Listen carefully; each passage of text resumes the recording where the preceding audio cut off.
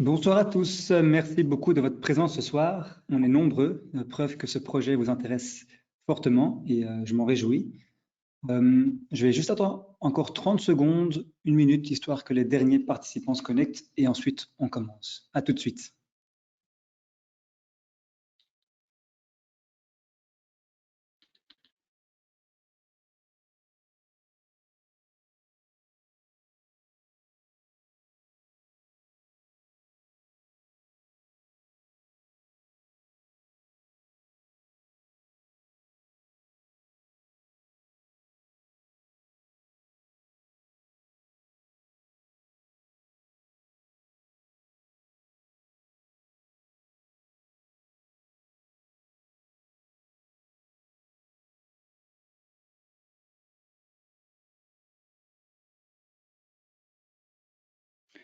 Voilà, bonsoir à tous. Alors je propose qu'on s'y mette. Donc un tout grand merci pour votre présence ce soir. On va passer environ une demi-heure où je vais vous présenter le projet Parents Fair Play dans le détail, avec tous les aspects pratiques, les objectifs, l'historique aussi, et notre méthode de travail justement.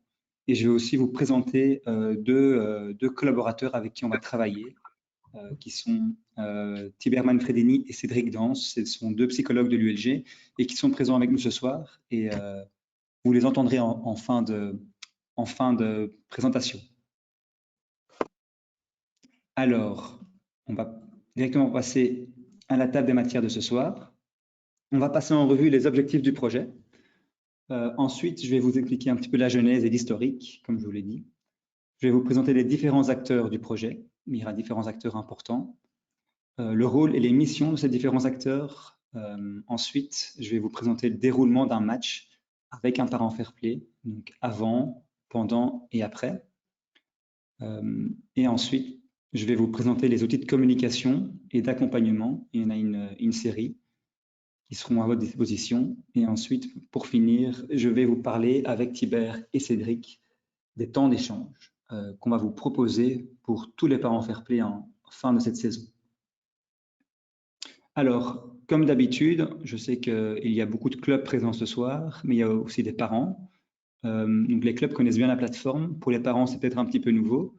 Mais donc, vous pouvez bien sûr poser toutes vos questions. Il y a deux manières de les poser. Il y a l'onglet questions qui se trouve dans votre barre d'outils à droite ou à gauche de votre écran. Ça dépend selon. Vous pouvez y poser vos questions, mais vous pouvez aussi lever la main. Et donc, il y a une petite main normalement, un petit bouton au même endroit, donc pas loin. Et vous pouvez cliquer dessus. Et je pourrai alors vous donner la parole à distance pour que vous posiez votre question. Donc, n'hésitez pas à interagir, à donner vos commentaires, vos questions. Je serai heureux d'y répondre. Alors, avant de commencer, je vais lancer un petit sondage. J'aimerais bien savoir ce soir un petit peu le panel des participants. Je sais qu'il y a des clubs, des parents, mais pas que. Et donc, j'aimerais bien que vous preniez un petit temps pour y répondre. Normalement, vous devriez le voir sur votre écran, mais non.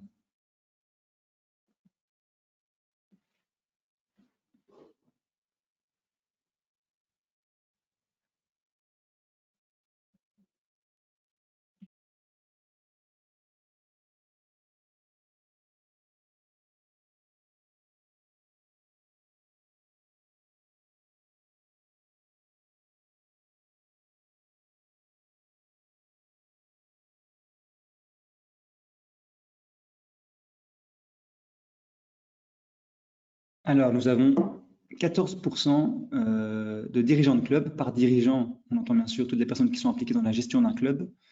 On a 32% de responsables sportifs, 16% de référents fair play ou de référents éthiques, la preuve que la fonction existe déjà. Et on a 40% de parents. Donc, bienvenue à tout le monde et merci pour ce sondage.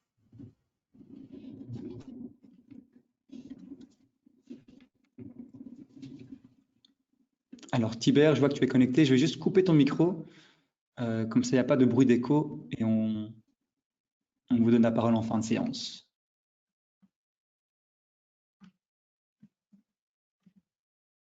Alors, l'objectif principal de ce projet ambitieux, c'est purement et simplement la mise en place d'un climat bienveillant et de respect mutuel durant les matchs des jeunes le samedi matin.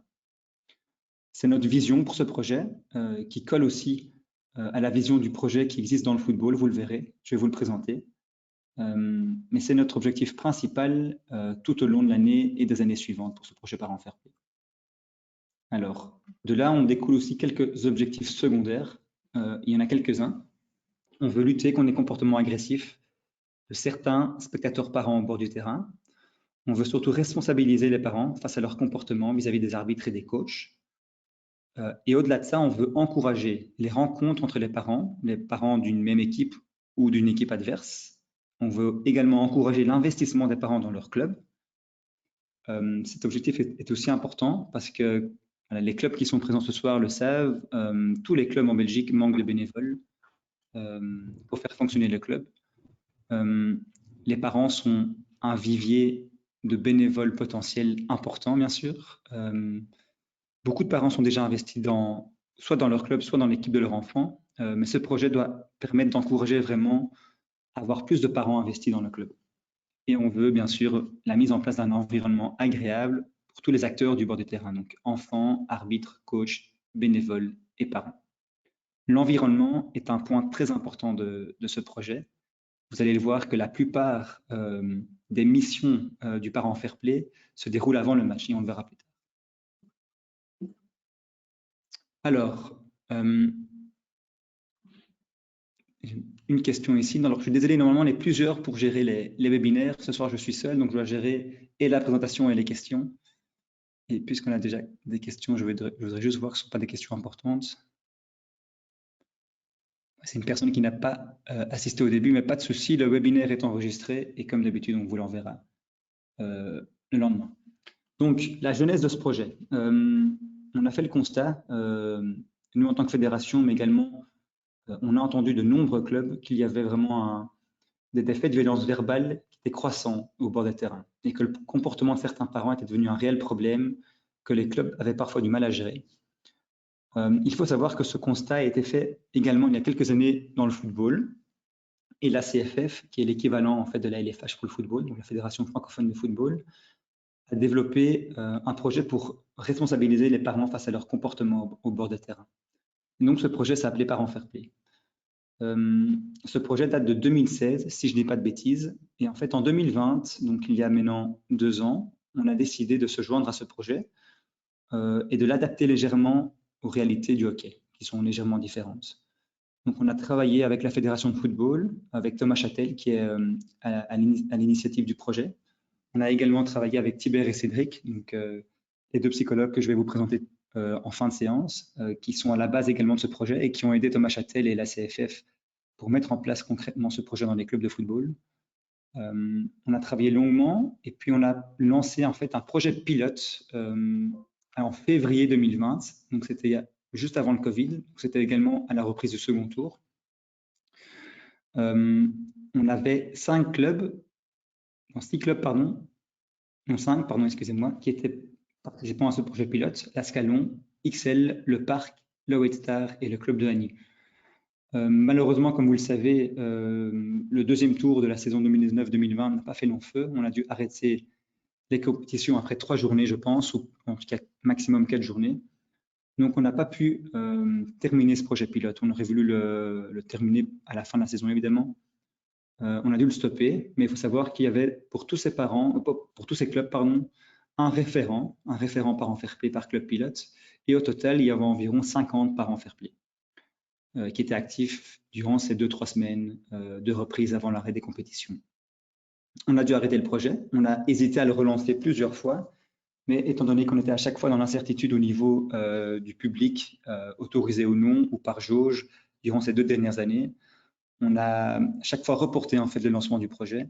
Et voilà, aujourd'hui en 2022, on est quand même optimiste maintenant pour la reprise ici en outdoor et pour les saisons à venir. On sait maintenant gérer un match de hockey avec ces mesures de sécurité. Et donc, il n'y a plus de raison de retarder ce projet et on est enfin prêt maintenant à le lancer au niveau national. Donc, on va le proposer à tous les clubs, LFH et VHL, parce que c'est un projet qu'on réalise avec nos collègues de la Ligue flamande. Et donc, tous les clubs qui ont une école de jeunes auront l'occasion de mettre ce projet en place à partir de 2022.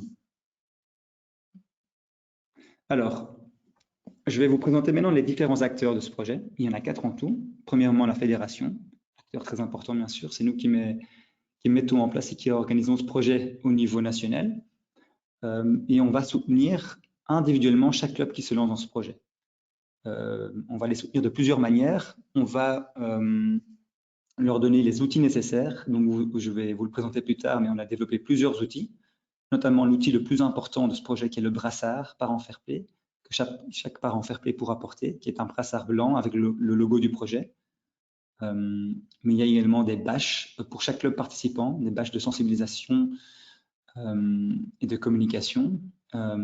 Et puis, nous allons organiser régulièrement des formations pour les clubs qui ont beaucoup de parents Fair Play.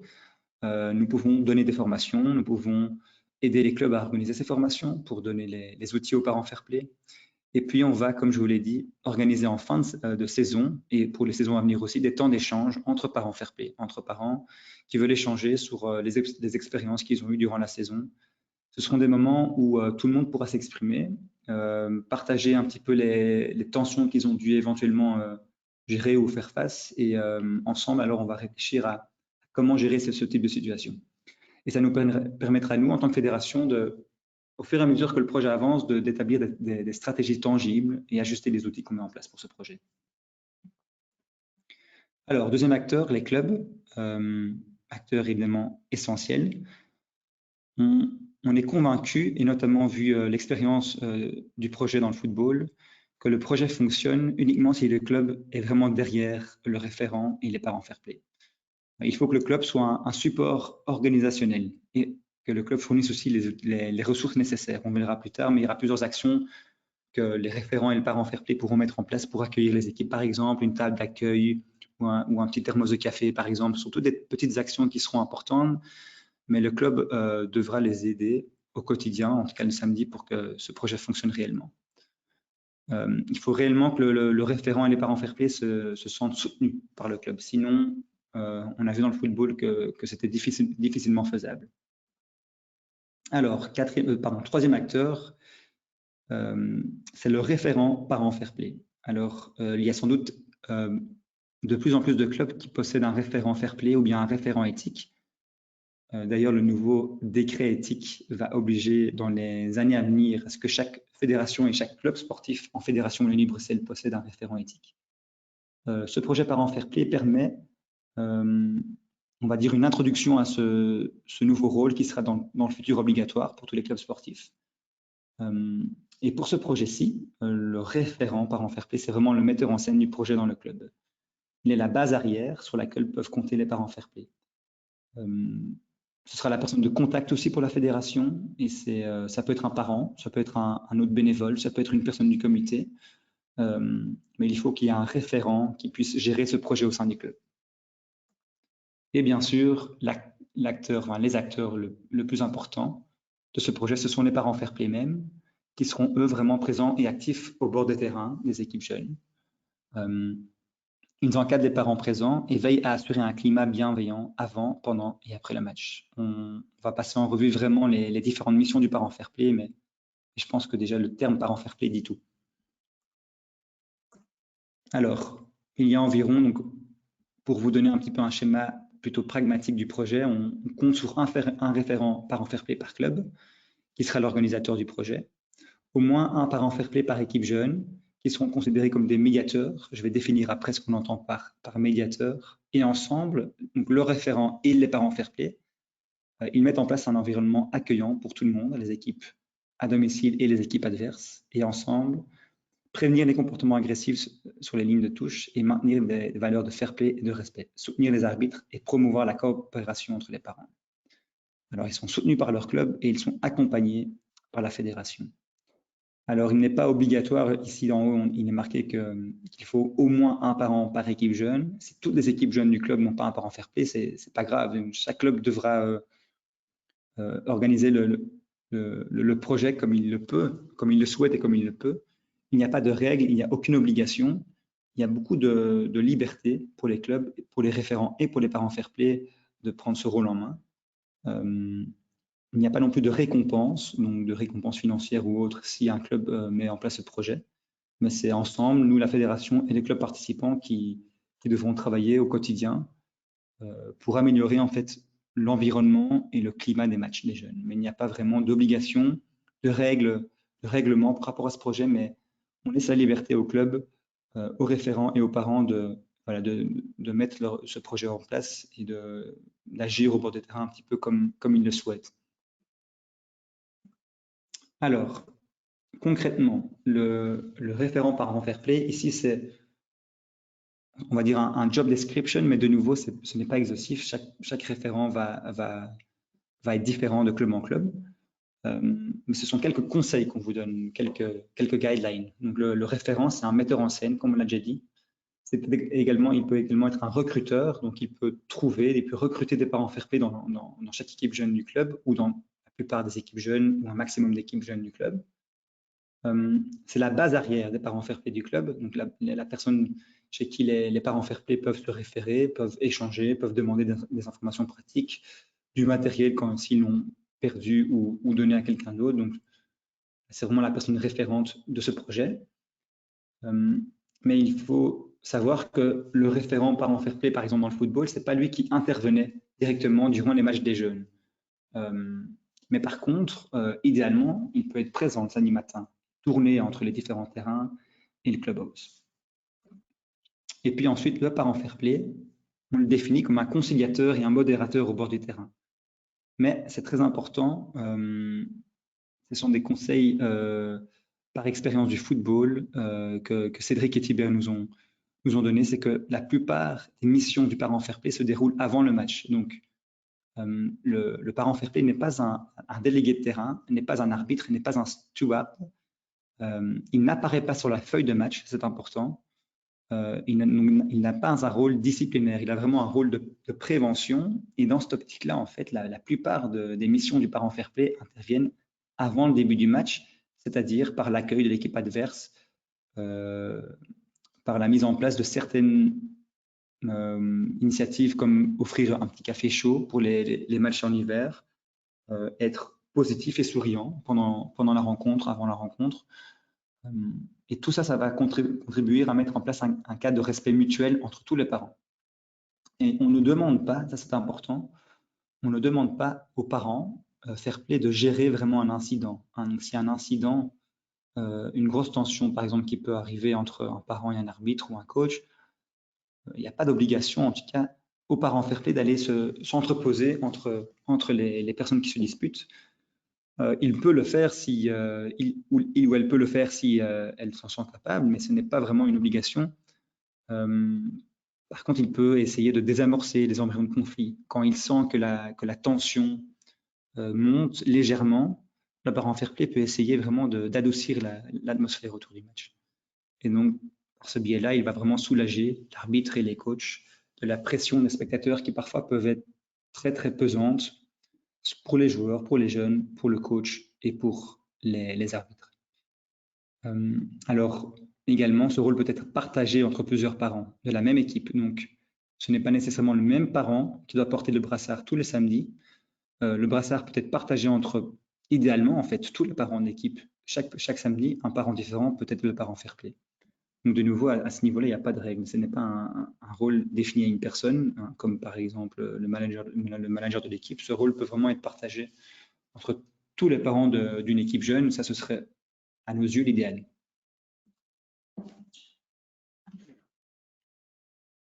Alors, maintenant, je vais passer en revue le déroulement d'un match avec un parent fair play. Les conseils qui s'y trouvent sont vraiment des astuces qu'on a retirées de l'expérience du projet dans le football.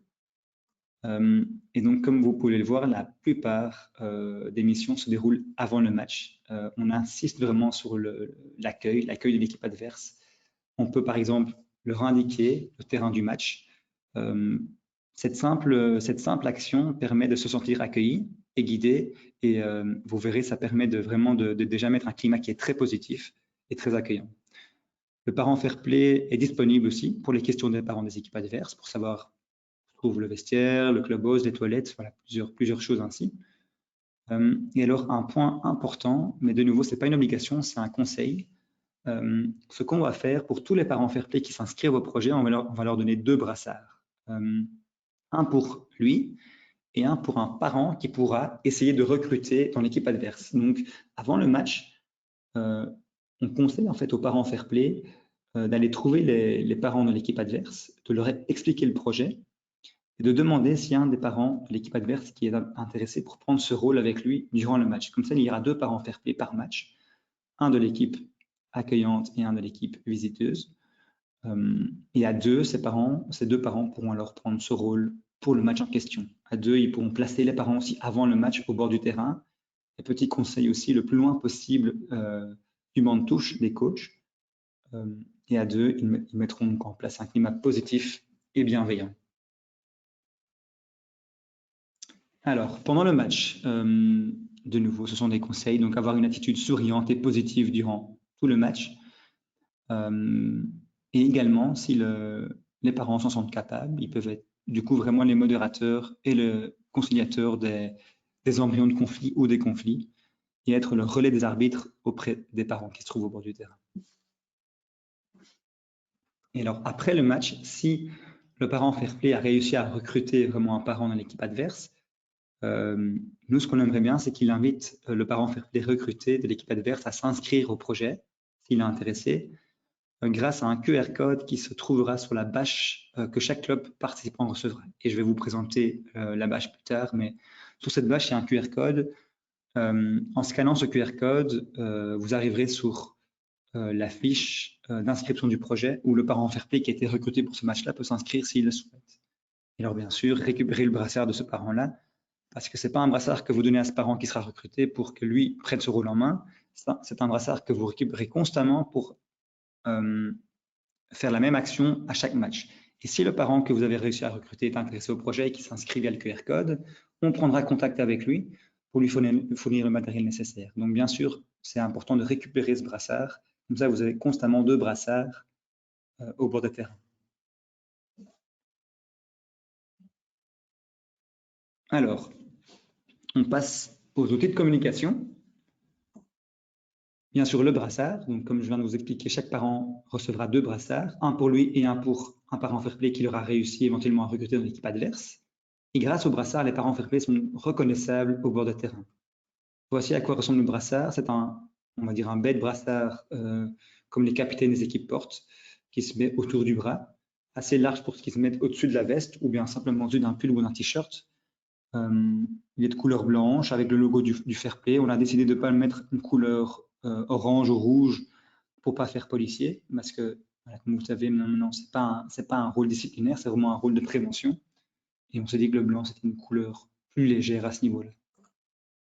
Alors, la bâche, donc chaque club participant recevra une bâche qui est un outil de communication, un outil de sensibilisation, mais aussi un outil de recrutement grâce au QR code qui se trouve sur cette bâche. Voilà à quoi ressemble la bâche. Elle mesurera 3 à 4 mètres de long. Elle pourra être placée donc du coup au bord du terrain, côté terrain. Comme ça, quand un parent se trouve au bord du terrain, il voit la bâche en face de lui ou sur le côté. C'est un message de sensibilisation. Et alors, vous voyez, je vais reprendre ma souris, donc ici, le QR code qui se trouve sur la bâche qui pourrait être scanné alors pour s'inscrire aux parents, donc pour les parents qui seront au bord du terrain et qui seront intéressés par ce projet. On accompagnera en fait ce projet. Ici, je passe en revue vraiment tout l'aspect pratique, mais on va vraiment l'accompagner d'une campagne de sensibilisation, notamment à travers une vidéo de sensibilisation qu'on a réalisée en collaboration avec Florent Van Obel, donc attaquant des Red Lions. Certains le connaissent peut-être, les vidéos Stick to Fair Play qu'on avait réalisées il y a quelques années, qui mettaient chaque fois en scène une situation particulièrement non fair play, et après avec un message de sensibilisation. Il y avait une vidéo qu'on avait réalisée avec Florent Van Obel, qui jouait le rôle d'un papa énervé au bord du terrain. Eh bien, on va reproposer cette vidéo, mais qui est légèrement modifiée, vous le verrez, comme outil de promotion du projet. Et c'est une vidéo qui dure environ 1 minute 30 et que chaque club pourra utiliser sur les réseaux sociaux pour faire la promotion de ce projet auprès des parents. Alors, pour les parents, on a mis en place, bien sûr, certains outils d'accompagnement. Le site, premièrement, donc il y a une page du site qui est complètement dédiée au projet, avec une brochure qui explique le projet en détail. Il y a également un lien qui va directement à la fiche d'inscription pour les parents intéressés. La fiche outil, donc chaque parent Fairplay recevra 2 brassards, mais également une fiche outil qui reprend un petit peu les explications du projet comme je vous le fais maintenant, mais en forme de petite fiche outil. Carton, donc c'est un outil que vous pourrez utiliser pour passer en revue les missions du parent Fairplay avec les autres parents Fairplay au début d'un match, par exemple, ou si vous voulez expliquer le projet aux parents de l'équipe adverse. Alors, il y a également un groupe Facebook qui est accessible via la page de la LFH qu'on avait déjà utilisé en fait durant la phase pilote. Donc, il y a déjà quelques dizaines de membres sur ce groupe. C'est une plateforme d'échange et de communication. Donc, les parents Fairplay peuvent y poster des photos, des messages, échanger des expériences. Et le but, c'est de créer un petit peu une communauté de parents Fairplay dans le hockey. Et alors, donc là, je vous ai juste montré comment vous rajoutez au groupe. En fait, vous devez liker dans un premier temps la page de la Ligue francophone de hockey si ce n'est pas encore fait. Et ensuite, vous le verrez dans l'onglet groupe de la page. En bas de page, vous verrez le groupe LFH Parents Fairplay. Et là, vous pouvez demander d'être ajouté. Et alors, je confirmerai alors votre adhésion au groupe. Et alors, dernier outil important, c'est la fiche de match. Il y a une fiche de match sur la page du site Parents Fairplay qui permet à chaque parent Fairplay de signaler en fait un débordement qu'il aura vu ou entendu au bord du terrain. Ça nous permettra à nous de récolter tous ces témoignages, mais c'est important de savoir que ce ne sont pas des feuilles de match et ce ne sont pas non plus des formulaires de dépôt de plainte. Donc, s'il y a des gros débordements qui se déroulent durant un match, il y a bien sûr encore la procédure disciplinaire classique qui est de mise et que les clubs doivent employer ou les équipes doivent employer. Cette fiche de match n'est donc pas un formulaire de dépôt de plainte ou une feuille de match. Donc nous, en tant que fédération, on ne va pas revenir vers un parent qui est cité dans ces fiches de match pour le punir. Donc, on ne demande pas aux parents Fairplay de citer une personne, on demande de citer le match en question et d'expliquer le débordement, mais sans citer des personnes. Et en fait, nous, ça nous servira à avoir beaucoup de recul, de retour de terrain, parce que même si on est présent comme on le peut dans les clubs, on n'est pas présent tous les samedis matins et donc on ne sera pas présent partout où il y a le projet Parents Fairplay. Et ces fiches de match nous permettent vraiment d'avoir une vue d'ensemble des différents débordements, des différentes tensions qui peuvent apparaître au bord des terrains. Alors, en fin de saison, une fois qu'on aura vraiment un recul assez important, donc une dizaine de journées de championnat, on va organiser des temps d'échange avec nos 2 collaborateurs, nos 2 psychologues de l'ULG, qui sont Tibert Manfredini et Cédric Danse. Donc, comme je vous l'ai dit, ils ont travaillé à l'époque avec Thomas Châtel pour mettre ce projet en place à la Fédération de football. Et ils ont aussi en fait accompagné de nombreux clubs sur le terrain pour les aider, mais aussi pour observer comment ça se déroulait. Ils ont donc une très très grosse expérience et ils pourront vraiment nous accompagner et nous aiguiller, nous conseiller des adaptations. D'ailleurs, ils l'ont déjà fait beaucoup jusqu'à présent dans les phases de préparation. En fin de saison, donc, on va proposer ces temps d'échange avec eux. Par groupe de 15 parents Fairplay maximum. Ce seront des réunions physiques, hein, pas en ligne, pour pouvoir discuter des différentes expériences des parents. Donc, les parents pourront s'exprimer, partager leur expérience. Et ensemble, avec Tibert, Cédric, les parents Fairplay et la LFH, quand je pourrai être présent, on pourra vraiment mener des réflexions collectives et pour élaborer des pistes de solutions ou des conseils d'action.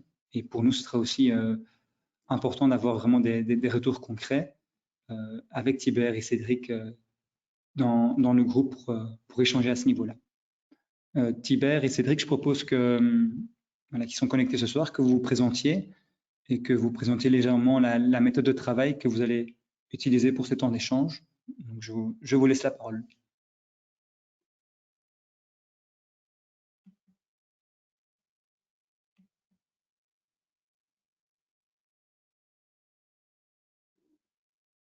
Alors, Cédric, il faudrait juste allumer ton micro.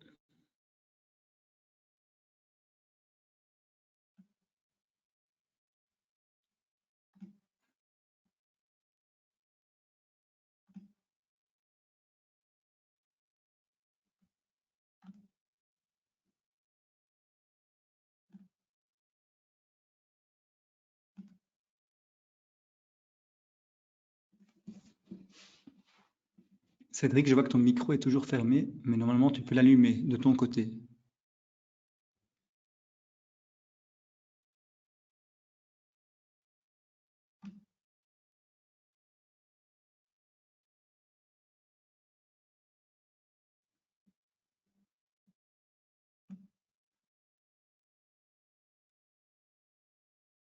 Ah, voilà, Ah, j'y suis enfin arrivé.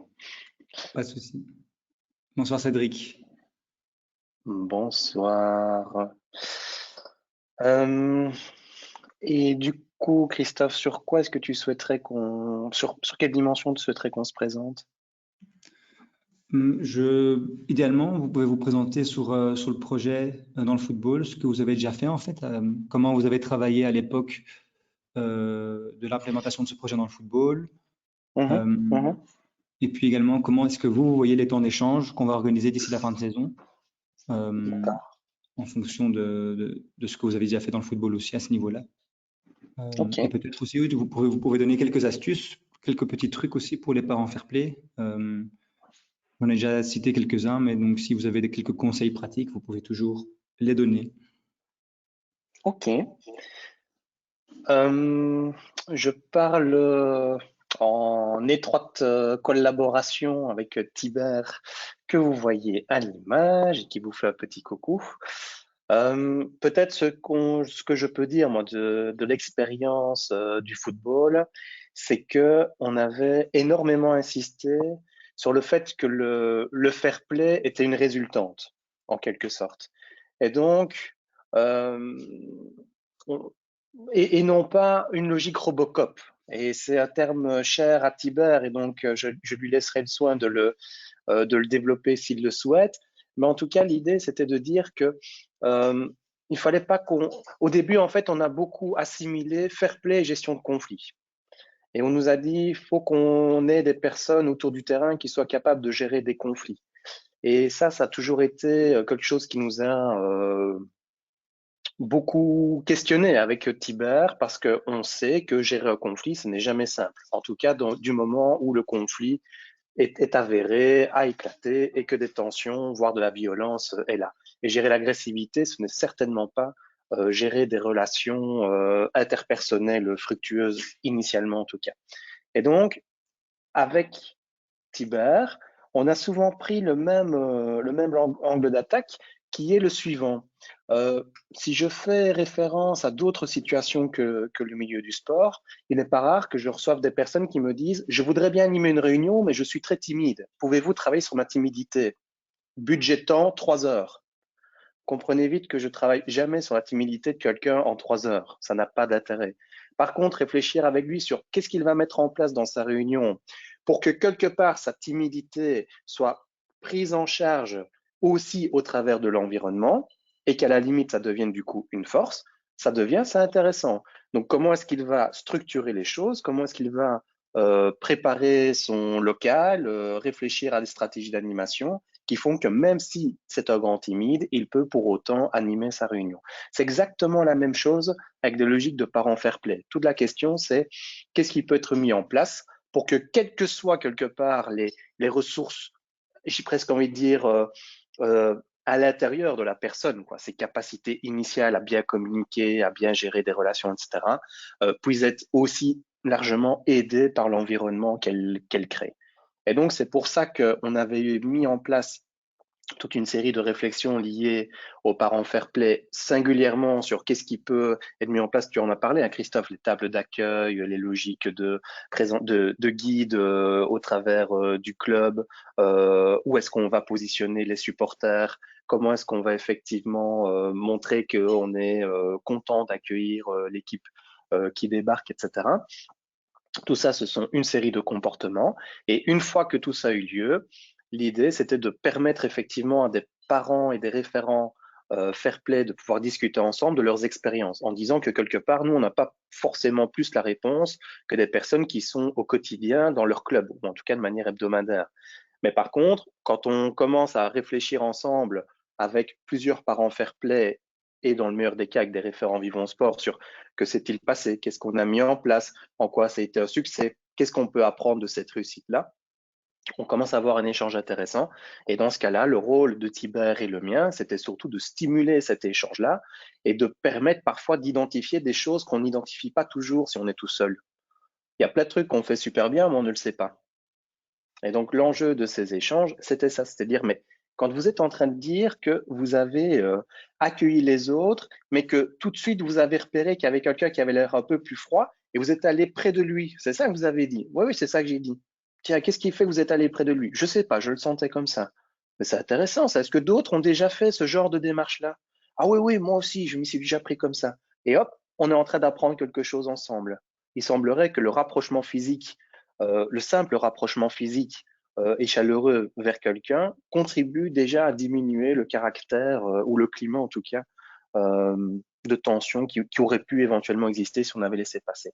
Bref, c'est ça en fait des temps d'échange. C'est apprendre de ce qu'on fait bien, c'est aussi mettre en évidence les endroits où on était plus en questionnement et de voir si autour de nous, il n'y a pas des réponses qui s'y trouvent en fait.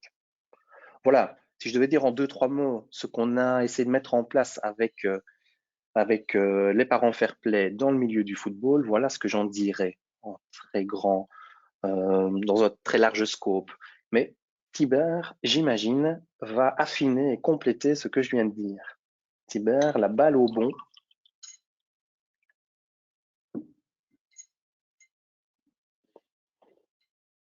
Du coup, il se dit, j'y vais. Tibère, je pense que tu dois allumer ton micro.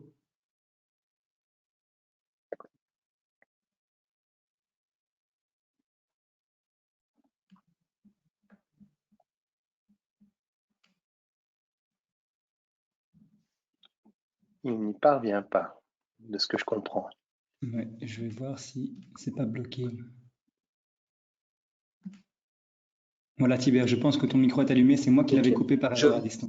Ok, voilà. Peut-être alors très brièvement pour rebondir sur ce que disait Cédric et nous appuyer un peu aussi sur la littérature scientifique qui est quand même abondante. Quand nous avons parlé de Robocop, c'est parce que la première logique, c'est toujours d'augmenter les capacités individuelles, de vouloir former les gens, les transformer pour qu'ils gèrent un maximum de situations.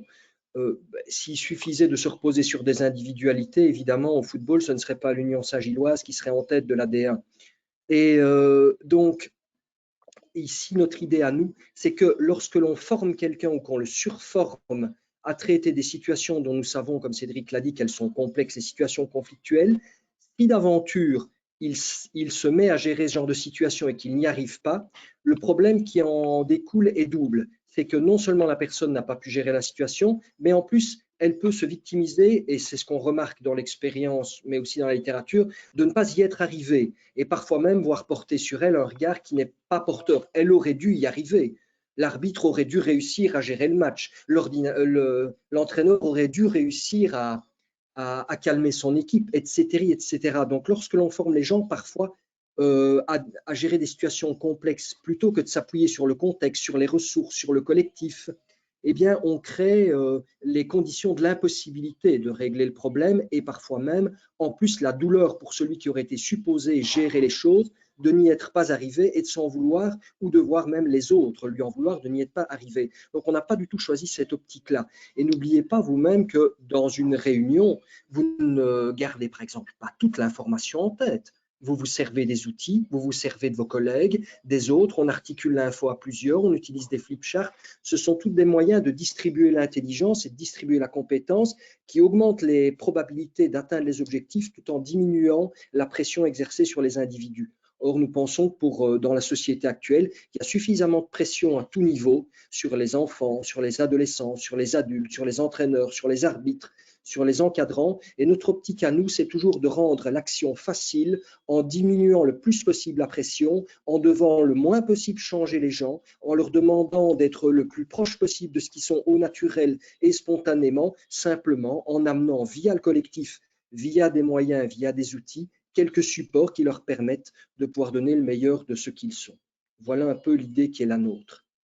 Et c'est dans cette optique-là que nous allons, nous, chercher aussi auprès des intervenants, auprès des parents, tout ce que nous appellerions les ressources qu'ils ont développées. Des fois, sans s'en rendre compte, parce qu'il y a des tas de choses qui sont produites sans que les parents sans que les encadrants ne se rendent compte, mais qui sont des facteurs de réussite de l'installation d'un climat fair play. Et notre job avec les encadrants de la fédération, c'est aussi de faire ce travail d'orpailleur, d'aller chercher les pépites d'or, partout où on peut les trouver et de les partager pour que toutes ces pratiques soient partagées par le plus grand nombre et puissent être mises en place dans les différents clubs, ce qui crée aussi une collectivité. Voilà un peu ce que je pourrais ajouter. Merci beaucoup. Et pour rebondir là-dessus, c'est vrai que si ce projet existe et qu'il n'y a pas justement ces temps d'échange ou des opportunités pour pouvoir partager ce que tout le monde a vécu, alors ce projet ne pourrait pas fonctionner parce que la réussite de ce projet, ce sera de pouvoir s'enrichir des expériences de chacun et de voir comment chacun peut réagir face à certaines situations qui sont différentes. Donc, les temps d'échange seront organisés par groupe de 15 par fair play maximum pour que ce ne soit pas un trop grand groupe. Et donc déjà, merci à Tibert et Cédric de s'investir avec moi dans ce projet.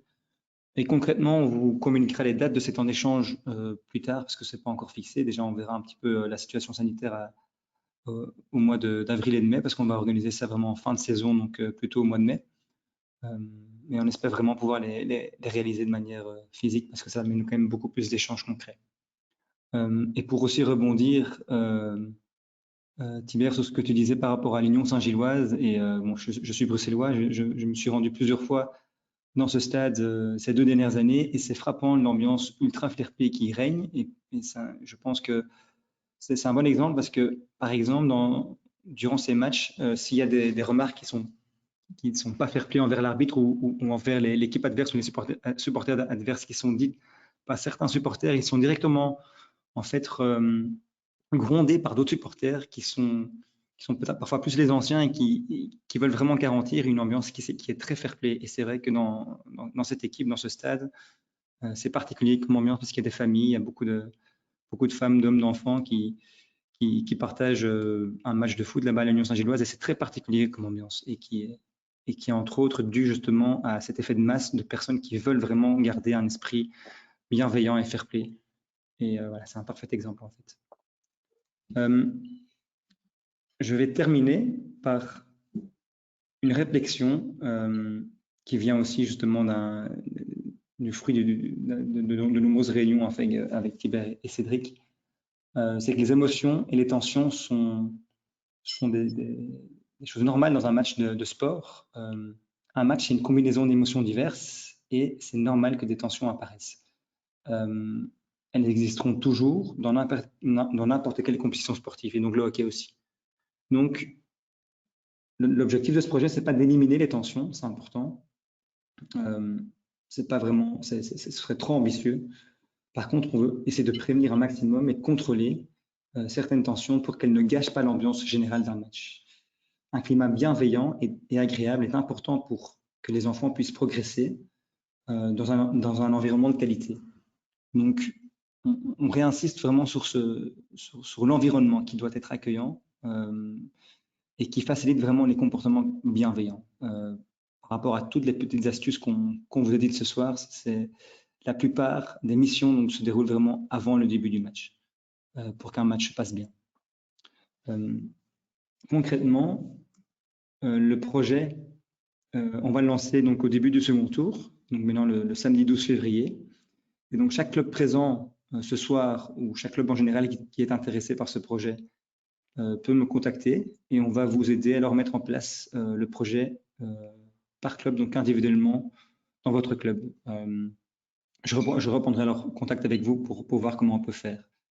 Je sais qu'il y a aussi beaucoup de parents qui sont connectés ce soir. Vous pouvez aussi également me contacter sur mon adresse mail donc, qui est présente sur le slide ici pour voir si je peux vous aider à mettre ce projet en place dans votre club ou dans votre équipe. Donc n'hésitez pas à me contacter aussi. Sachez que c'est un projet donc, national. On travaille en étroite collaboration avec la VHL, avec ma collègue Joël Dick qui est responsable de ce projet en Flandre et qui vont aussi le lancer ici le 12 février. Ils avaient déjà lancé via quelques clubs au premier tour, mais ici vraiment on le lance de manière assez large. Voilà, un tout grand merci pour votre présence ce soir. voilà, n'hésitez pas si vous avez des questions. Pour l'instant, il y en a pas. Cédric et Tibère, je vous remercie pour votre intervention et pour votre aide et pour les futurs temps d'échange qui seront organisés. Peut-être dernière information, on va vraiment organiser ces temps d'échange de manière assez... allez, on va pas faire que ça à Bruxelles ou que dans le Brabant wallon, ou là où sont la plupart de nos clubs, mais on va aussi venir là où les clubs seront inscrits. Donc, s'il y a des clubs liégeois, des clubs namurois, des clubs bénuyais qui seront inscrits au projet, on se déplacera bien sûr dans vos régions. Pas de souci par rapport à ça. Et voilà, n'hésitez pas à me contacter pour toutes vos questions et si vous êtes intéressé, que ce soit club ou parents, et ensemble, alors on va essayer de mettre ça en place dans votre club. Tibère, merci beaucoup. Cédric, merci beaucoup. Et bonne soirée à tous et à bientôt. Bonne soirée, au revoir.